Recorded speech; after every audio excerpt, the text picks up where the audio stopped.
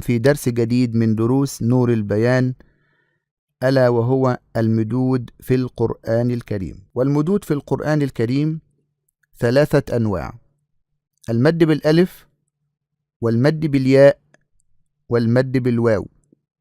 ولنبدأ أولا في هذا الدرس مع المد بالألف، ومع أهم مرحلة من مراحل القاعدة، ألا وهي التهيئة العامة للمد بالألف مع كل حروف الهجاء من خلال عدة فقرات كما تعودنا. الفقرة الأولى: أولا، ما هو الهدف الذي تريد أن تصل إليه المعلمة مع الأطفال في هذه الفقرة؟ هذا الهدف الذي تريد أن تصل إليه المعلمة هو الانتقال من الألف المتحركة بحركة الفتح إلى المد بالألف. ولكن كيف يتم تحضير هذه الفقرة على سبورة الشرح مع كل حروف الهجاء مع المد بالألف؟ المعلمة تقوم بكتابة الحرف على سبورة الشرح مفتوحا، مثل أن تكتب حرف الباء عليه فتح، ثم تسأل الأطفال فيقولون باء، ثم تعيد كتابة الحرف مرة ثانية وتكتب معه ألف همزة، ثم تكتب بعد ذلك نفس الحرف ومعه ألف بدون همزة، ثم تسأل الأطفال كيف نقرأ هذا الحرف وليس عليه همزة، وتبدأ تشرح لهم أن هذا الألف اسمه مد طبيعي حركتان، سنقرأ هذا الألف بمد الحرف الذي قبله، فنقول ب ألف مد طبيعي حركتان با، ثم تكتب حرف التاء وتضع عليه فتحة، ثم تسأل الأطفال فيقولون تاء، ثم تعيد كتابة نفس الحرف وتكتب معه ألف همزة، ثم تسأل الأطفال فيقولون تاء، ثم تكتب نفس الحرف ومعه ألف بدون همزة، ثم تبدأ في شرح أن هذه الألف ليس عليها همزة وأنها ستقرأ مد طبيعي، وتبين كيف تقرأ هذه الألف، فتقول أن هذه الألف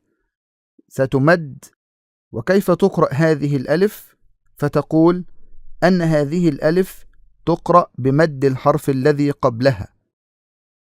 تا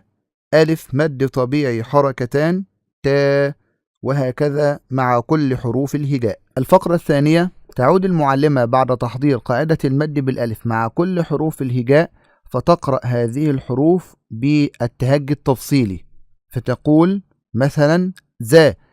ألف مد طبيعي حركتان زا، سا ألف مد طبيعي حركتان سا، شا ألف مد طبيعي حركتان شا، صا ألف مد طبيعي حركتان صا، والأطفال يرددون خلفه ضا ألف مد طبيعي حركتان ضا، طا ألف مد طبيعي حركتان طا. ثم تعود فتقرأ هذه الحروف بدون هجاء تفصيلي، فتقول وهي تشير على الحرف والأطفال يرددون خلفها زا سا شا صا ضا طا ظا عا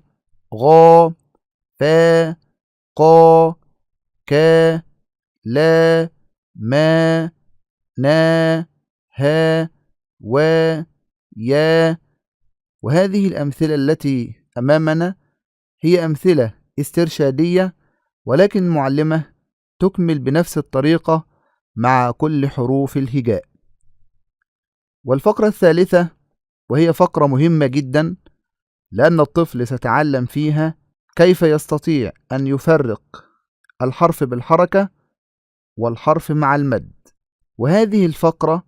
تعد تمكين لقاعدة المد بالألف مع كل حروف الهجاء على سبورة الشرح. تبدأ المعلمة بكتابة الحرف بحركة الفتح على سبورة الشرح، مثلا تكتب حرف الهمزة مفتوح ويقرأ الأطفال ثم تعيد كتابة الحرف مع حرف المد بالألف، ثم تقرأ الأطفال بالمد ألف مد طبيعي حركتان ثم تكتب باء، ثم تقرأ الأطفال باء، ثم تكتب باء ألف مد طبيعي حركتان فتقرأ الأطفال باء، وهكذا مع باقي حروف الهجاء. وبعد تحضير الحروف بهذه الطريقة وعمل مقارنة لحروف المد والحروف بدون مد، تقرأ الحروف بالمد بدون هجاء فتقول ثم تقرأ بالمد با با تا تا ثا ثا جا جا ح ح خا خا دا دا ذا ذا را را،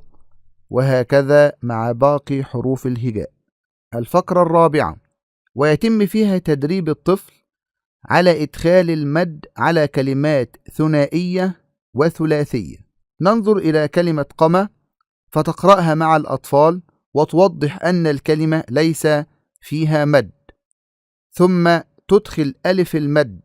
على حرف القاف، ثم تقرأ الكلمة من المد فتكون قام، ثم يقرؤون كلمة عدا، ثم تدخل حرف المد فيكون عادا، ثم يقرؤون ملا فتدخل حرف المد فتكون مالا، وهكذا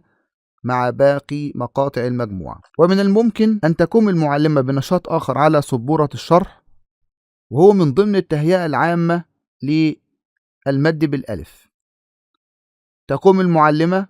بكتابة كلمات بحركة الفتح على سبورة الشرح، مثل أن تكتب كلمة صدفة وتقرأها الأطفال بدون مد، ثم تكتب كلمة صدفة وتضع بعد الصاد حرف المد فتكون صادفة، ثم تكتب كلمة هجر بدون مد، ثم تكتبها مرة ثانية بالمد فتكون هاجر، ثم تكتب كلمة منع وتقرأها الأطفال بدون مد، ثم تكتب الكلمة وفيها المد فتقرأها الأطفال مانع. وتأتي بأمثلة أخرى كلمات مفتوحة ثم تدخل عليها حرف المد، وهكذا تقرأ الأطفال الكلمة مفتوحة ثم